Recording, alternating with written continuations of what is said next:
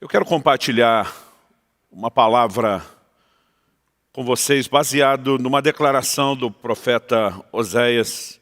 Ele, falando da parte de Deus, diz no capítulo 4 e no versículo 6 o seguinte. Eu vou ler a primeira parte do versículo 6 apenas.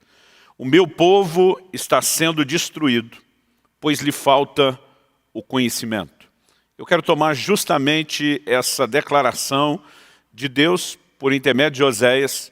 E o tema da minha mensagem hoje é os danos da ignorância. O texto está dizendo de uma forma clara que a ignorância ela pode ser destruidora. Ele diz, o meu povo está sendo destruído. Uma outra versão diz, o meu povo perece porque lhe falta o conhecimento. Então é muito importante que a gente entenda o quão significativo, importante e relevante é o conhecimento, não apenas na relação com Deus, mas para se viver o mundo espiritual, a vida espiritual. Nós precisamos entender a importância do conhecimento e, em contrapartida, quais são os danos da ignorância. A minha ênfase hoje, apesar de apresentar o aspecto negativo da ignorância, obviamente, é produzir em você uma reação positiva, é a busca pelo conhecimento. E eu quero tratar de 3 áreas específicas onde esses danos da ignorância se manifestam. Em primeiro lugar, eu quero falar disso no nosso relacionamento com Deus, né? A ignorância em relação a Deus, o não conhecer a Deus. Em segundo lugar, eu quero tratar de outra esfera, que diz respeito à ignorância em relação a nós mesmos, a quem somos e ao que nós temos em Deus. Mas em terceiro e último lugar, eu quero chamar a sua atenção para a ignorância em relação às leis espirituais. Quais são os danos de não conhecer as leis, os princípios que regem o mundo espiritual? Para então, depois de trazer esse alerta específico nessas 3 áreas, podemos, obviamente, falar daquilo que é o antídoto, o conhecimento e como podemos e devemos mergulhar nesse lugar de um entendimento mais claro a respeito de Deus, baseado principalmente na sua palavra. Então, podemos declarar que a ignorância é destruidora. De acordo com Jesus, ela também é escravizadora. Em João 8,32, o Senhor Jesus declara, conhecereis a verdade e a verdade vos libertará.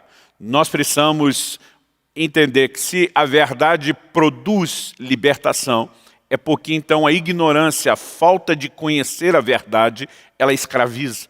E tem muitas pessoas que por falta de conhecimento estão vivendo aquém do que deveriam, né? Muito distante daquilo que Deus preparou, planejou e predeterminou para que fosse a forma de caminharmos com Ele, de vivermos a vida espiritual e de uma forma muito específica a vida cristã. Então eu quero começar falando a respeito do conhecimento de Deus, de não conhecer a Deus.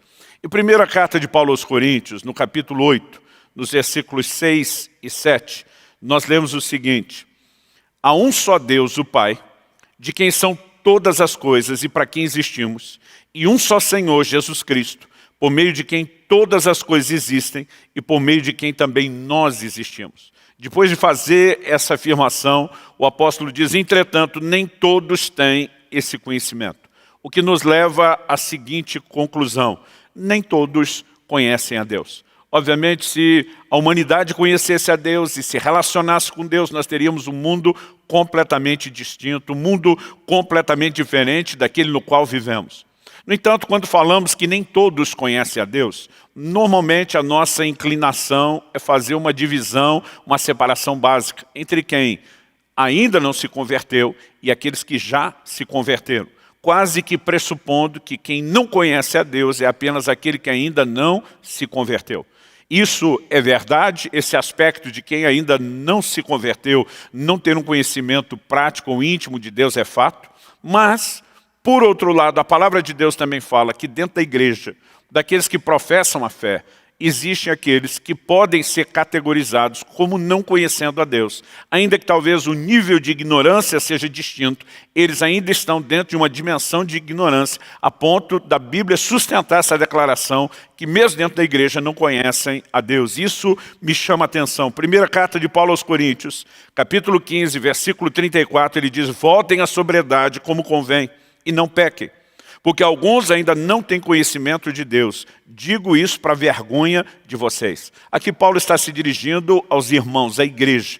E ele está falando da necessidade de alguns voltarem a um estado de sobriedade, e diz como convém, como se espera, como se requer de nós, e diz e não pequem.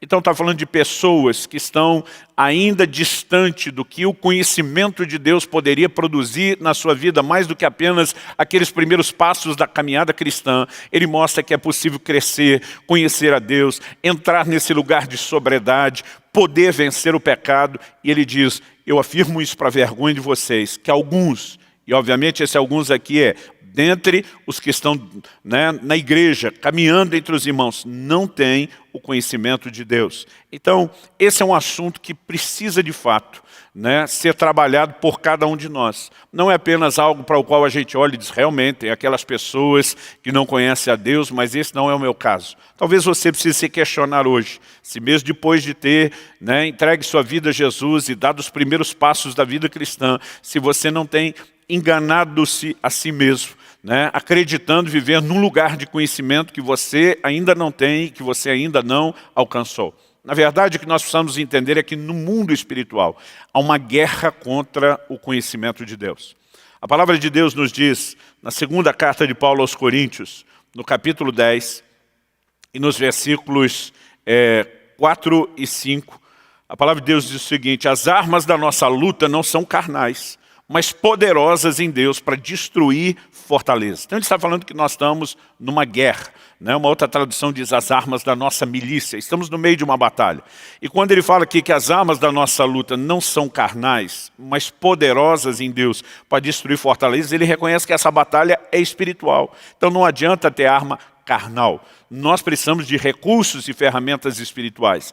E ele estende a ideia dessa batalha e diz, destruindo raciocínios falaciosos e toda arrogância que se levanta contra o conhecimento de Deus. E levamos cativo todo pensamento à obediência de Cristo. Então há um levante no mundo espiritual, de acordo com esse texto, contra o conhecimento de Deus. Nós precisamos entender que quando a palavra de Deus fala de alguém sair das trevas para a luz, não é apenas um ambiente.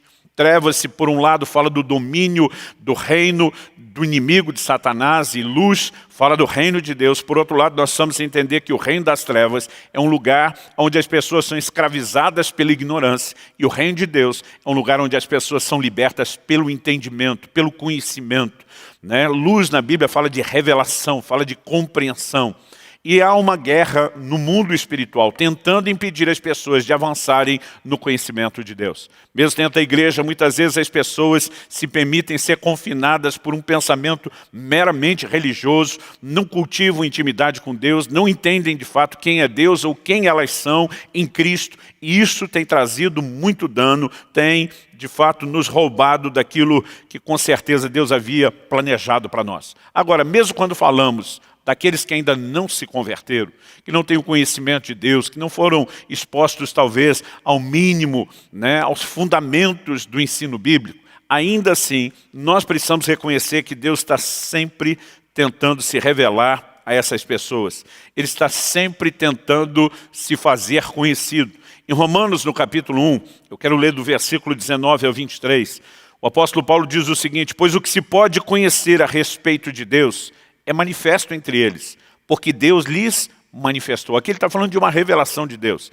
Ele diz assim, verso 20, porque os atributos invisíveis de Deus, isto é, o seu eterno poder, a sua divindade, claramente se reconhecem desde a criação do mundo, sendo percebidos por meio das coisas que Deus fez. Outra versão diz, sendo percebidos por meio das coisas criadas. Em outras palavras, Deus usa a sua própria criação para se revelar. Os céus anunciam a sua glória, São declarações que nós vamos encontrando nas Escrituras. E o texto diz o seguinte, final do verso 20, por isso os seres humanos são indesculpáveis, porque tendo conhecimento de Deus, não o glorificaram como Deus, nem lhe deram graças. Pelo contrário, se tornaram nulos em seus próprios raciocínios, e o coração insensato deles se obscureceu. Dizendo que eram sábios, se tornaram tolos, e trocaram a glória do Deus incorruptível por imagens semelhantes ao ser humano corruptível, às aves, aos quadrúpedes e aos répteis. Aqui Paulo está denunciando e acusando a prática da idolatria. E diz, em vez de adorarem o Deus vivo e verdadeiro, fizeram para si imagens semelhantes a homens, a animais, né, tentando reproduzir a divindade. No entanto, em vez de reconhecê-lo como Criador, fizeram dele uma espécie de divindade criada por mãos humanas. Agora, o que nós precisamos entender é como esse Deus, enquanto as pessoas ainda não têm acesso à revelação da sua palavra, procura chamar a atenção delas.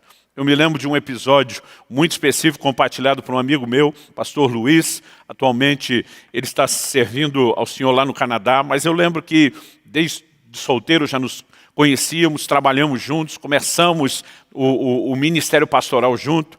E eu me lembro de um dia onde eu perguntei, Luiz, como você se converteu?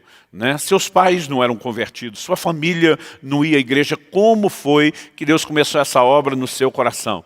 E ele, emocionado com a lembrança, diz, eu tinha mais ou menos uns 10 anos de idade e eu estava olhando para o céu à noite, para as estrelas. E eu comecei a pensar na beleza, né, desse mundo, da criação. E é como se tudo dissesse, alguém que fez isso, alguém que se importa.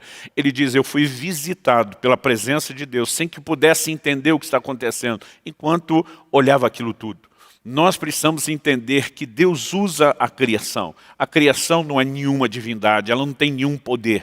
Mas Deus usa isso para testemunhar sua grandeza, para chamar a atenção do homem. Em outras palavras, Deus sempre está procurando uma forma de provocar as pessoas a aspirarem e a buscarem o conhecimento dele. No entanto, muitas vezes, o homem, mesmo diante dessas provocações de Deus, não corresponde. E justamente por não corresponder, acaba entrando nessa classificação que a Bíblia diz de se tornar indesculpável. Romanos capítulo 1, versículo 28, alguns versículos à frente, a Bíblia diz assim, e por haverem desprezado o conhecimento de Deus, o próprio Deus os entregou a um modo de pensar reprovável, para praticarem coisas que não convêm. Algo que nós precisamos entender é que mesmo antes da pessoa ser exposta a uma experiência com Deus, a um entendimento da palavra, ela deve manifestar algum movimento de busca, de anseio, de interesse, porque Deus, na sua graça, sempre está provocando o homem a esse nível de resposta. E quando existe esse anseio, essa disposição de busca, Deus certamente irá se revelar. Uma prova disso é o relato de Atos capítulo 10. A Bíblia fala de um homem chamado Cornélio, que estava orando, que procurava dentro do entendimento e da consciência que tinha, honrar e agradar a Deus. Era alguém que orava, era alguém que fazia esmolas. Então, num determinado momento, um anjo do Senhor lhe aparece, porque ninguém será salvo por boas obras, por bom comportamento, por merecimento. Então, o anjo do Senhor lhe aparece e diz, manda chamar Simão por sobrenome Pedro. Diz aonde ele estava, não apenas a cidade, o endereço, e diz assim, ele te dirá palavras, mediante as quais será salvo você e toda a sua casa. A salvação ainda vem por meio da proclamação da palavra, que precisa ser crida, precisa ser abraçada. Mas nós precisamos entender que quando alguém começa a ansiar a Deus, haverá no reino espiritual uma série de coisas sendo desencadeadas e liberadas para nos conduzir nessa jornada de revelação, de descoberta de Deus. Então, ainda que você não tenha nenhum conhecimento profundo, se você se permitir ser provocado por Deus, por uma palavra como essa que chega ao seu coração e começar a dizer ao Senhor, eu quero te conhecer, eu quero entrar nesse lugar de descoberta, você vai provocar reações no mundo espiritual e o próprio Espírito Santo de Deus vai começar a conduzir você nessa jornada. É lógico que o maior dano da ignorância em relação a Deus é que somos privados da sua vida. Em Efésios 4,18, a palavra de Deus diz assim, separados da vida de Deus, ou separados da vida que Deus concede por causa da ignorância em que vivem. Esse é o estado dos ímpios, estão separados da vida de Deus por causa da ignorância em que vivem. O conhecimento de Deus não é apenas para que a gente consiga especular sobre quem Deus é para que de uma forma prática, a gente, por meio de um encontro com Ele, receba da vida que só Ele pode comunicar. Efésios 2 diz que nós estávamos mortos nos nossos delitos e pecados, mas Ele nos deu vida, Ele nos vivificou. É muito mais do que apenas receber receber o perdão da culpa dos pecados que um dia cometemos. Nós estávamos distantes, mortos espiritualmente, distantes de Deus por causa desse pecado. E Ele nos traz vida. No entanto, depois dessa experiência de ressurgirmos, né, de sermos vivificados por Deus, nós precisamos entender que o conhecimento de Deus ainda deve ser crescente, deve ser progressivo e vai nos levar a viver vários outros benefícios. Portanto, a ignorância, a falta de conhecimento também vai nos privar. Tem muita gente que não tem vivido as intervenções divinas, não tem experimentado respostas à oração, milagres, a marca do sobrenatural, por falta de conhecimento. E também tem muitas pessoas que, pela ignorância, falta de conhecimento, elas não podem interagir com Deus e viver o que eu chamo das aventuras da fé. Nada de extraordinário será realizado sem o conhecimento de Deus. Daniel capítulo 11, verso 32 diz, né, o povo que conhece o seu Deus será forte e fará proezas. Então nós precisamos entender que a marca do conhecimento, além de nos levar a conectar-se com Deus, a experimentar a vida dele, pode nos levar a viver essa parceria, essa interação que se torna uma aventura extraordinária. A segunda coisa que eu quero destacar sobre os danos da ignorância é não conhecer quem somos e o que temos. Já que o conhecimento de Deus, ele requer mais do que meramente um esforço intelectual, obra do raciocínio, mas é expor-se a uma ação espiritual de revelação. Nós precisamos entender que à medida que crescemos no conhecimento de Deus, nós também cresceremos no conhecimento de nós mesmos, no sentido de entender espiritualmente quem somos e o que temos.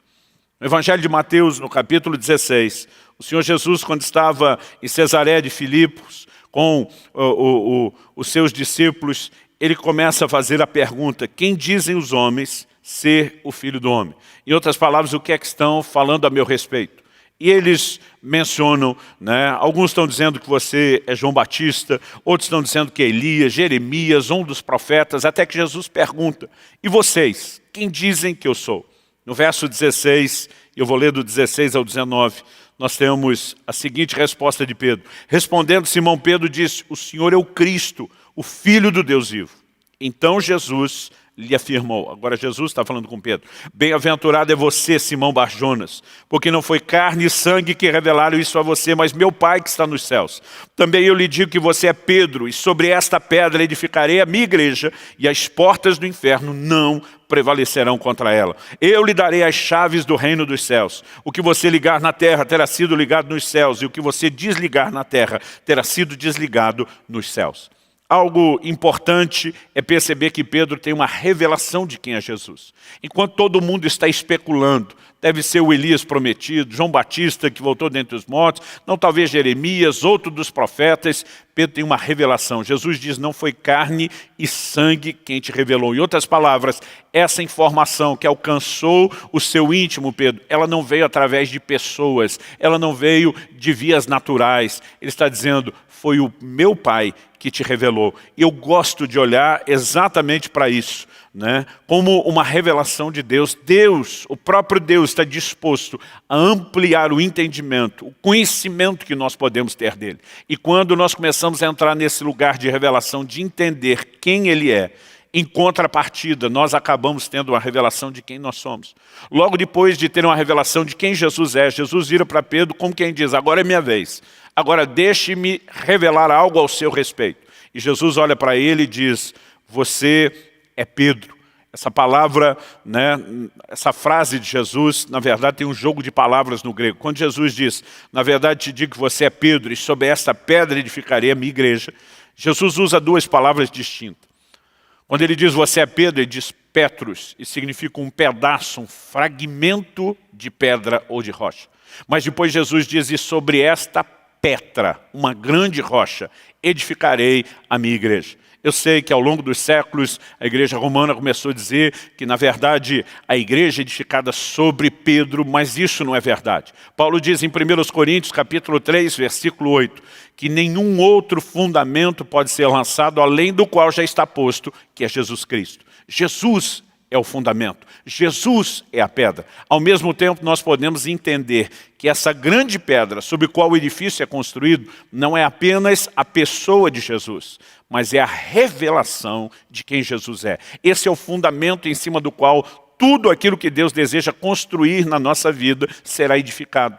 E precisamos também entender que nesse momento Jesus está ampliando a visão de Pedro. Quando ele diz, ainda que ele está dizendo, a pedra sou eu, e você é apenas uma pedrinha. E o apóstolo Pedro entendeu isso. Porque na sua primeira epístola, no capítulo 2, nos versículos 4 e 5, ele chama Jesus de pedra viva. E diz que nós também, como pedras vivas, somos edificados sobre ele para ser casa de Deus. Em outras palavras, Pedro entendeu que ainda que Jesus se refere a ele como uma pedra menor, ele estava dizendo, você é feito do mesmo material, você será colocado sobre mim e juntos nós vamos construir algo. Nós precisamos entrar na revelação de quem somos. Eu vejo muitos cristãos que ao longo de uma vida não conseguem entender o seu lugar em Cristo, a sua posição, né? Aquilo que o Senhor declara a respeito deles. Eles estão sempre diminuindo a si mesmo, pensando de si mesmo de forma pequena, negativa, e não conseguem entender a grandiosidade da revelação de quem eles são em Cristo. Esse entendimento, ele é revolucionário, ele é transformador. E muita gente também sofre por não apenas não saber quem é em Cristo, mas por não entender aquilo que tem. Muitos estão vivendo o que um dia ouvi um pregador se referir a isso e gostei da expressão como a teologia do cabrito. O que é isso? Em Lucas, no capítulo 15, no versículo 29, Jesus mostra que aquele irmão mais velho, da parábola do filho pródigo, né, ele, quando chega em casa e vê aquela festa de recepção, de boas-vindas ao irmão que retornar, ele está indignado, ele não quer entrar na festa. O pai sai para ter com ele, né, tentando convencê-lo a entrar, a participar daquele momento de celebração, e ele está aborrecido. E a queixa que ele faz ao pai é o seguinte, eu tenho te servido todos esses anos e você nunca me deu um cabrito para eu festar com os meus amigos. Agora vem esse outro que dissipou a sua herança e você recebe ele com o novilho cevado. Naquele momento o pai olha para o filho, e eu gosto de imaginar uma cara de não estou entendendo estampada na face do pai, e diz, filho, tudo que é meu é teu. O que aquele pai está dizendo? Por que você estava esperando o dia que eu te desse um cabrito? Todos esses rebanhos são teus. Tudo que é meu é seu. Você podia ter pego o cabrito que quisesse, a hora que quisesse, para ter feito a festa que quisesse com seus amigos. Agora, o que é a teologia do cabrito? É aquele crente que vive aborrecido com Deus, por ele não ter lhe dado uma coisinha, que na verdade é parte daquele tudo que Deus já lhe deu. A falta de entendimento de quem nós somos e do que nós temos tem roubado muitos de nós. Em 1988, 1988, eu era ainda garoto, 15 anos de idade, recém-batizado no Espírito Santo, e comecei a entrar nessa busca de entendimento daquilo que poderia, de fato, me ajudar a avançar no relacionamento com Deus. E eu me lembro de uma história que eu li no livro do Kenneth Hagin, chamado O Nome de Jesus. Ele fazia uma referência a um episódio vivido por Charles Spurgeon. Ele visita uma senhora, né, e ao visitar essa casa, na verdade um casebre feito com caixotes de madeira, ele descobre que ela tinha pendurado na parede um quadro. Era um quadro incomum, diferente. Na verdade, Spurgeon aproximou, viu que era um documento, pediu permissão, a senhora me deixaria examinar o que é isso? Primeiro ele pergunta o que é. Ela, na verdade, tinha trabalhado como empregada, né, para uma família que pertencia à nobreza na Inglaterra. E ela diz, não, antes de morrer a condessa me deixou isso, eu guardo com muito carinho. A mulher era analfabeta e não tinha ideia do que era o documento. Mas se sentiu tão honrada que mandou emoldurar e colocar o quadro na parede. Ele diz, a senhora me permitiria examinar o que é esse papel? E ela disse, sim, contanto que o senhor me devolva. Na verdade, aquilo era um testamento. Aquela condessa, antes de morrer, não tinha filhos, tinha incluído a empregada. O governo já havia procurado, né, registro desse testamento, sem ter encontrado. O dinheiro estava lá rendendo juros. Finalmente ela pôde receber, mas mais de 10 anos havia se passado. Aquele dinheiro teria sido bem mais útil antes. E ele usa isso como uma figura do comportamento de muitos crentes. A gente tem lá a nova aliança, nós temos as declarações da palavra de Deus. Às vezes a gente abraça a Bíblia com carinho, diz que bom que Deus pensou em nós, mas não temos a menor noção do que Ele nos legou, daquilo que Ele nos deu. E a falta de entendimento de quem nós somos e daquilo que nós temos tem nos levado a viver num lugar de mediocridade espiritual que Deus nunca sonhou e que Ele nunca planejou para nós. Então nós precisamos de um posicionamento firme para mudar essa história, para reverter esse jogo. E eu quero, em terceiro e último lugar, falamos sobre a ignorância em relação a Deus, a ignorância em relação a nós mesmos, né? A conhecer quem somos e o que temos. Mas, em terceiro e último lugar, eu quero falar de algo que as pessoas não conseguem imaginar que seja tão sério, que é não conhecer as leis espirituais, os princípios do reino espiritual, né? As leis que regem o reino de Deus. Então, em Levítico, no capítulo 5, no versículo 17, nós lemos que Deus instituiu no sistema do Antigo Testamento sacrifícios pelo que eram chamados pecados de ignorância. O que isso nos revela? Que pecados cometidos por ignorância, por falta de conhecimento, ainda são tratados como pecados. Ou seja, muitas vezes, diferente daquele que peca de forma deliberada, nós estamos pecando porque sequer conhecemos os princípios que estamos violando. Nós podemos até dizer que a motivação era boa e não ruim, porque não havia o conhecimento, mas no mundo espiritual, isso não é uma desculpa que nos isenta, que nos inocenta de consequências. Então, é importante que a gente comece a entrar nesse lugar de entendimento, né, do mundo espiritual. Em Atos 17:30, o apóstolo Paulo, quando está pregando em Atenas, ele diz que Deus não levou em conta os tempos da ignorância, mas manda que agora todos os homens se arrependam. Em outras palavras, ele está dizendo que apesar de Deus ter entendido que era um tempo de ignorância, ele agora chama as pessoas a se arrependerem daquilo que elas ignoravam ser pecado. Em outras palavras, não é porque estavam na ignorância que não estavam pecando. E Deus está dizendo, eu vou entender que era ignorância da sua parte, mas eu estou te chamando a um lugar de arrependimento. Porque é somente o conhecimento das leis que foram quebradas, para que então haja o arrependimento específico que pode mudar completamente o nosso rumo e a nossa caminhada. Há um exemplo que me chama muita atenção na palavra de Deus, está lá no livro de Gênesis, no capítulo 20, e eu quero ler a partir do versículo 1 até o versículo 7. O texto diz o seguinte: Abraão partiu dali e foi para a terra do Neguebe. Habitou entre Cádiz e Sur e morou em Gerar. Abraão dizia que Sara, a mulher dele, era sua irmã. Sabemos pela Bíblia que ela era meia-irmã, mas Abraão valorizou isso. Então o texto diz assim, então Abimeleque, rei de Gerar, mandou buscá-la. Deus, porém, veio a Abimeleque em sonhos de noite e lhe disse, você vai ser castigado com a morte por causa da mulher que tomou, porque ela tem marido. Ora, Abimeleque ainda não havia se aproximado de Sara e por isso disse, Senhor, matarás até uma nação inocente? Não foi ele mesmo que me disse, é minha irmã, e ela também me disse, é meu irmão? Com sinceridade de coração e na minha inocência foi que eu fiz isso. Deus respondeu-lhe em sonho, verso 6, bem sei que com sinceridade de coração você fez isso. Por isso impedi que você pecasse contra mim e não permiti que você tocasse nela. Agora devolva a mulher a seu marido, pois ele é profeta. Intercederá por você e você viverá. Mas se não a devolver, saiba que você certamente morrerá, você e tudo o que é seu. Então nós vemos Deus dizendo, se você seguir adiante, Abimeleque, você vai ser julgado. Porque a mulher tem marido. Ele está dizendo, mas o Senhor sabe que foi na inocência do meu coração. Né? O Senhor sabe que eu não sabia, ele me contou outra história, ela me contou outra história, foi na sinceridade de coração. Agora Deus diz, na sinceridade de coração você está a ponto de pecar e na sinceridade de coração você será julgado pelo pecado que vai cometer. Agora Deus está dizendo, pela sua sinceridade, eu estou vindo ao seu encontro, te avisar da armadilha na qual você está entrando. Então precisamos entender que Deus está olhando e por ver a sinceridade, a inocência do homem, ele diz, eu vou te alertar.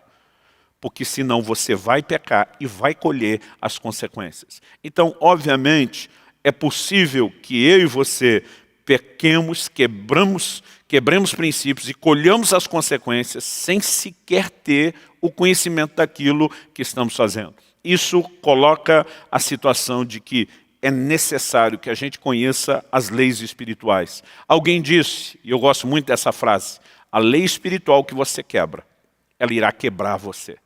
O reino espiritual, né, ele tem princípios, ele tem leis, que quando são quebradas, elas vão desencadear consequências. E se eu e você não temos o conhecimento, vivemos na ignorância, não podemos simplesmente alegar, né, que a gente tinha uma boa intenção.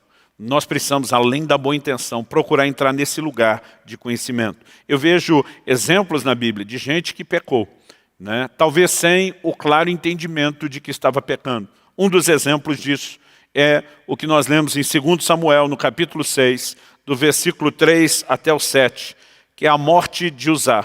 Quando Davi, um dos primeiros atos de Davi como rei, é simplesmente trazer a arca da aliança de volta. Aquilo que simbolizava a presença de Deus. Davi levanta uma tenda que passou a ser conhecida como o tabernáculo de Davi. Ele bota ali oração e adoração 24 horas. Davi quer honrar a presença de Deus. Toda a intenção do coração dele é boa. Mas a Bíblia diz que nessa tentativa de trazer a arca de Deus de volta, fizeram o seguinte, 2 Samuel 6, a partir do verso 3, diz: puseram a arca de Deus numa carroça nova e a levaram da casa de Abinadab, que ficava numa colina. Uzá e Aiô, filhos de Abinadab, conduziam aquela carroça.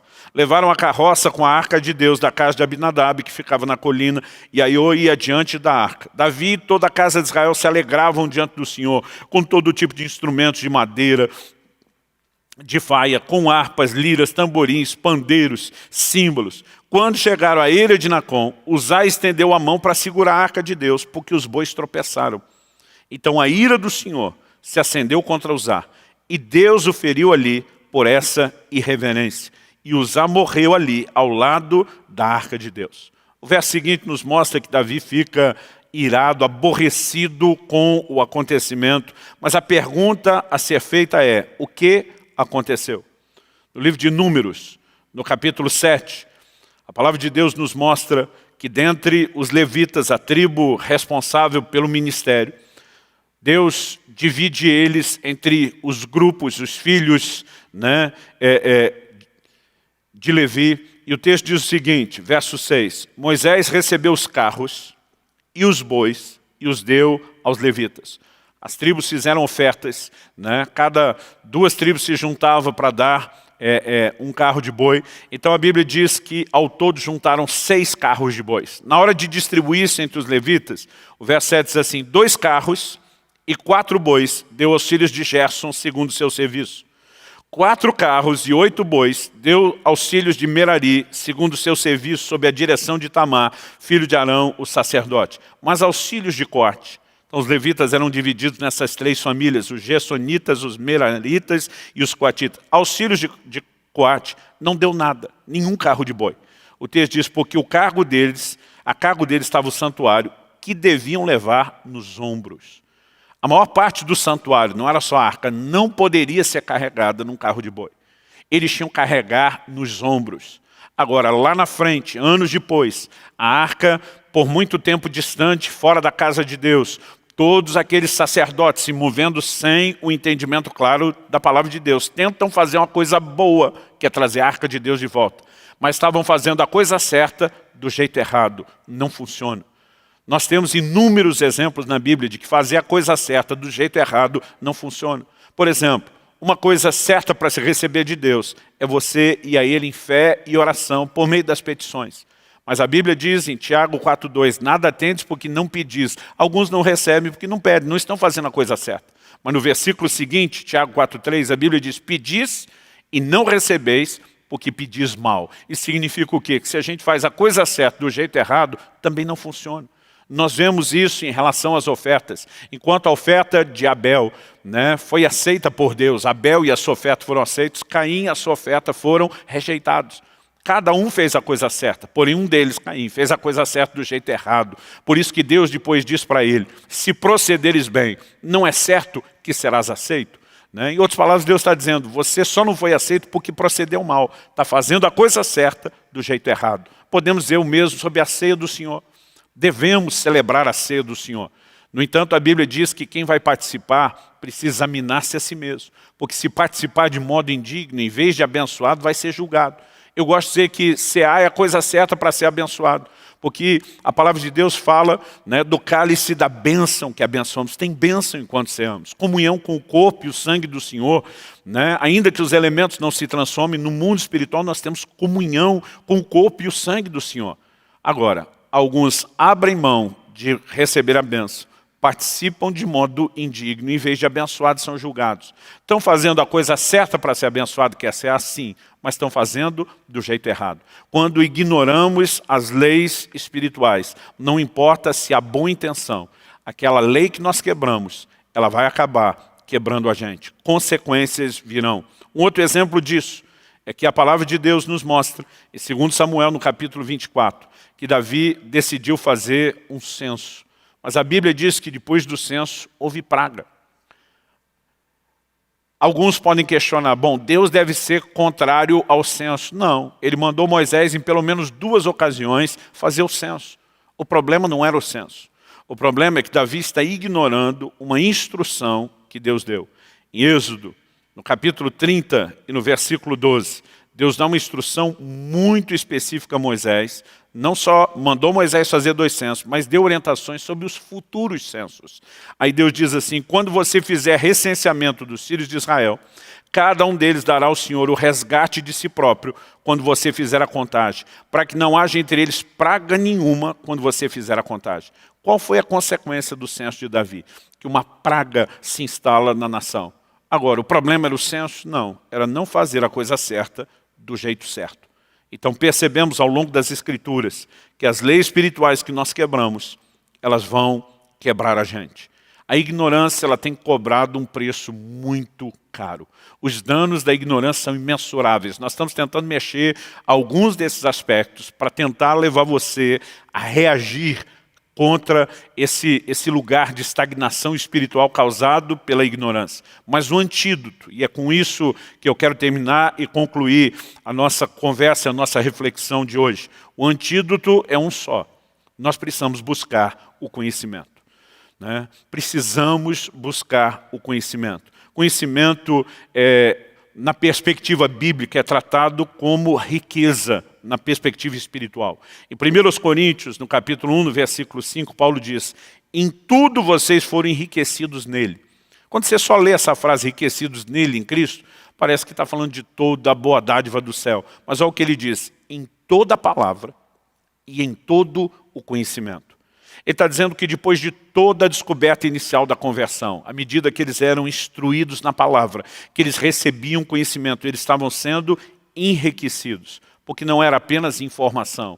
A informação era um antídoto contra os danos desse lugar de ignorância. E nós precisamos valorizar o relacionamento com o conhecimento que Deus quer que a gente tenha. Todo o conhecimento que Deus quer trazer ao meu e ao seu coração já foi pré-determinado, pré-estabelecido por Deus e nos é oferecido por meio da sua palavra, da revelação da sua palavra. Eu sei que o Espírito Santo pode trazer revelações personalizadas sobre o projeto que ele tem para alguém.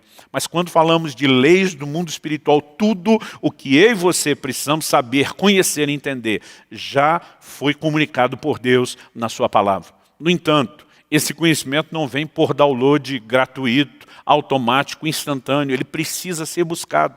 O livro de Provérbios nos diz, no capítulo 18, o versículo 15, o coração do sábio adquire o conhecimento. O ouvido dos sábios procura o saber. Então o conhecimento tem que ser adquirido.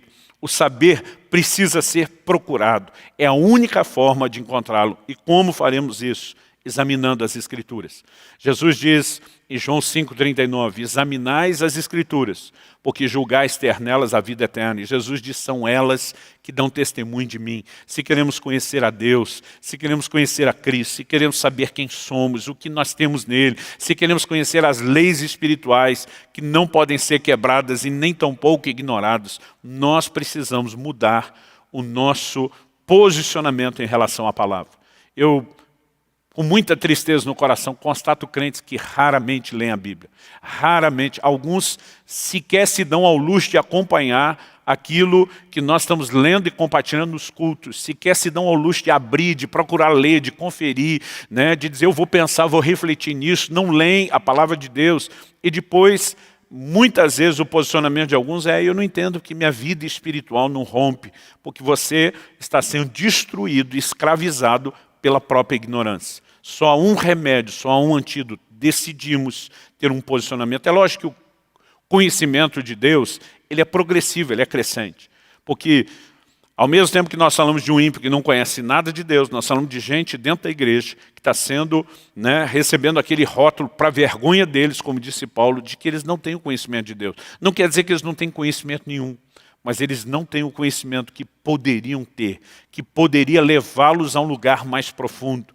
Então, esse conhecimento, ele não pode estagnar, ele tem que ser progressivo.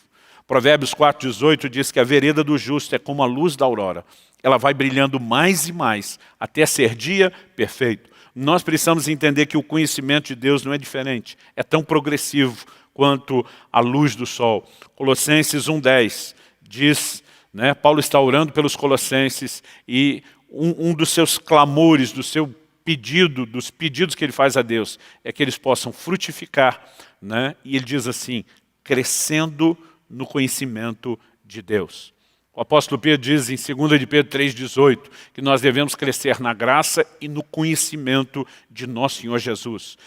Assim como ele mostra que a graça é essencial, a ponto de dizer cresçam nela, ele está dizendo o conhecimento do Senhor Jesus também é essencial. Se entendemos que o conhecimento é tão vital, tão essencial, que é o grande antídoto para essa ignorância destruidora e escravizadora, e entendemos que é nossa responsabilidade buscá-lo.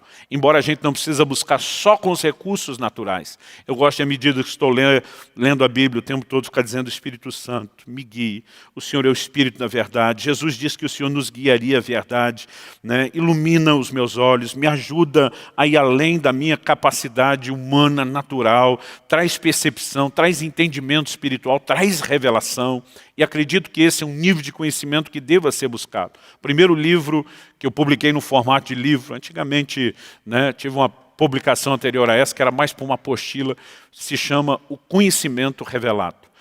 Alguém me disse, por que esse foi o primeiro livro? Eu falei, porque foi um dos entendimentos mais revolucionários da minha vida. Saber que a gente precisa de conhecimento e que é um nível de conhecimento que não é só natural, não é só ler livro, é você se permitir ser iluminado por Deus. Eu quero desafiar o seu coração a assumir não apenas a sua responsabilidade de buscar o conhecimento, mas viver essa jornada extraordinária que vai te poupar dos danos da ignorância, dessa ignorância destruidora e escravizadora. E você é responsável, ainda que esteja limitado, como Cornélio, que não sabia muita coisa sobre Deus ou a vida cristã, mas estava ali o tempo todo orando, dizendo, Senhor, eu quero conhecer, eu quero entender, eu quero viver. Se houver no seu coração esse anseio, essa aspiração, o próprio Deus virá ao seu encontro, ampliando a sua revelação. Mas você que já teve um encontro com Cristo e já sabe de quão extraordinário é o tesouro da palavra, decida separar tempo todos os dias para crescer no conhecimento de Deus, de quem você é, do que você tem e das leis que governam o mundo espiritual. Pai, eu oro por cada um dos meus irmãos e irmãs, eu oro por cada pessoa alcançada por essa palavra. Eu oro que o Teu Espírito faça algo no íntimo de cada um. Eu tentei compartilhar isso, ó Deus, da forma mais simples, generalizada possível, mas o Senhor pode trazer aplicação personalizada como ninguém. O Senhor pode trazer, de fato, um nível não só de compreensão, mas de resposta dentro de cada um deles. E nós oramos por isso. Oramos que cada um possa se levantar, vendo a ignorância como um inimigo a ser vencido, vendo a ignorância como algo extremamente danoso, e entendendo que o único antídoto é o conhecimento, que se recebe principalmente por meio da Tua palavra. Eu oro que nesse ambiente de oração, do relacionamento cultivado com o Senhor no dia a dia, também haja revelação da Tua palavra.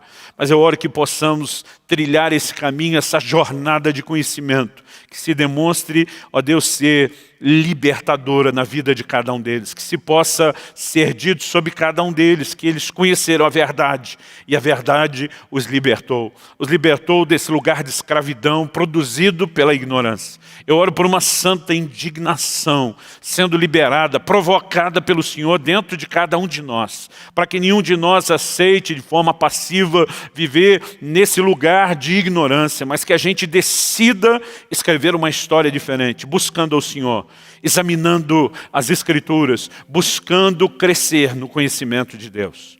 Eu oro em nome de Jesus. Eu oro em nome de Jesus. E que não apenas agora, mas mesmo depois de terem ouvido essa palavra. Que o teu Espírito permita que haja reflexão, que haja aplicação e que possa haver um despertamento para a tua palavra. Nós oramos por fome pela tua palavra no coração do teu povo. Que se cumpra nos nossos dias a profecia que o Senhor, por meio de Amós, liberou, dizendo: eis que vem dias, diz o Senhor, em que trarei fome sobre a terra, não fome de pão, nem sede de água, mas de ouvir as palavras do Senhor. Clamamos no nome do Senhor Jesus. No nome do Senhor Jesus. Amém. Amém.